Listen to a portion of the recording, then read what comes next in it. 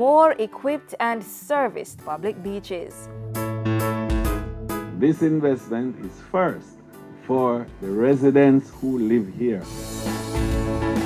Qualified tourism workers.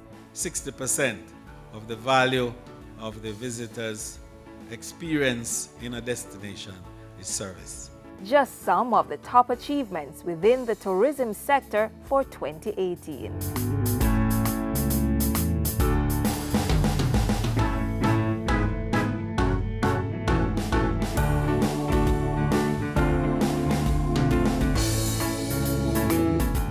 Resumption of flights from Russia and daily flights out of Panama pushed up tourist arrivals. The country also welcomed weekly flights by German airline Eurowings. The bulk of arrivals, however, came from the regular routes, the United States of America, Canada, and England. When 2018 closed, over 4.3 million persons vacationed in Jamaica in the year. This was a 7% increase over 2017. Additional airline seats negotiated in the period amounted to 99,800 flights.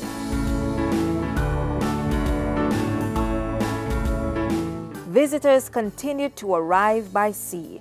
Of note, Carnival Cruise Line's Carnival Horizon, the newest and biggest of the company's Vista Luxury Line vessels, made its maiden voyage to Jamaica in October. Nearly 4,000 passengers were on board.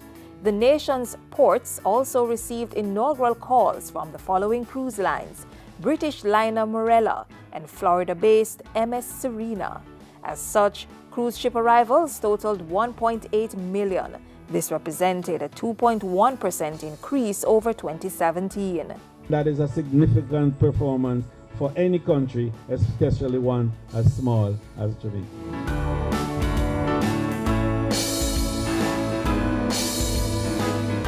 Gross earnings amounted to more than $3.3 billion, an 8.6% increase in revenue over 2017.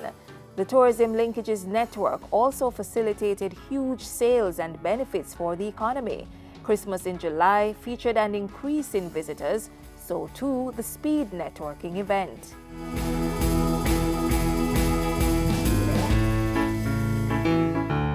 The ministry hosted the inaugural Tourism Resilience Summit of the Americas at the University of the West Indies in September.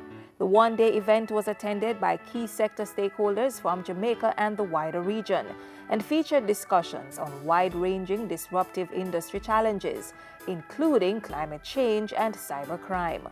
Prior to that, in June, the Tourism Ministry strengthened its disaster resilience with the use of satellite phones. 6 phones purchased by the ministry at a cost of $3 million were handed over to destination managers. Even if hurricanes are so strong that your cables are all destroyed, and even if the ocean currents destroy the underground cables that connect you elsewhere, the satellite is there and you can connect with it and talk.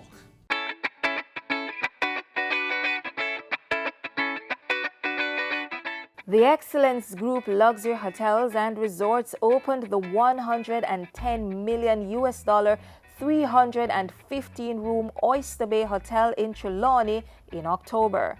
Close by, the 30-acre Rio Nuevo Village attraction was expanded at a cost of over $2 million. 10 public beaches were earmarked for upgrading under the National Beach Development Program.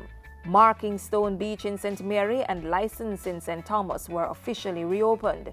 By April 2019, the other beaches, such as Boston and Winifred in Portland, will be handed over to residents. In a few months, the Hampden Wharf development will unfold, creating jobs in Trelawney as ground was broken for the project last year. The process will enable us to get the result that we want for the town as a whole, but most importantly, to build out the capacity to deliver quality products, to ensure that the cultural assets of Falmouth and its neighboring areas are properly showcased, and that the returns from the creativity of the people of this area is of such that it enables prosperity in the long run. The Jamaica Tourist Board expanded its strategies by using data to drive visitor arrivals. As such, a new digital marketing campaign and a promotional website were launched. And these videos will now populate our space, our social space. And we'll be able to have connectivity to every corner of the world.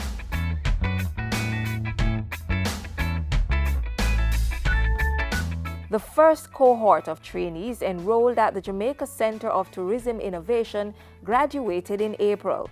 Created to increase access to certification by secondary and tertiary graduates and industry workers, the center certified another 250 hospitality employees in October. Over 20 employees of the Rio Hotel chain were the first cohort to participate in a 3-hour introduction to Spanish training program conducted by training experts from the Cervantes Institute in Spain. And 650 high school students across the island are now in the first of a 2-year hospitality and tourism management program.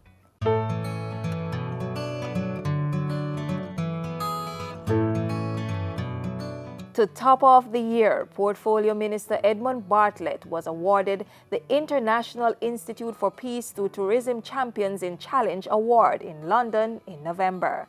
It honors industry stakeholders who display exceptional leadership in making a difference to the sector through words and actions. Jamaica was also named Best Destination for Adventure Tourism. The Tourism Ministry during 2018 continued growth by expanding the reach of Brand Jamaica.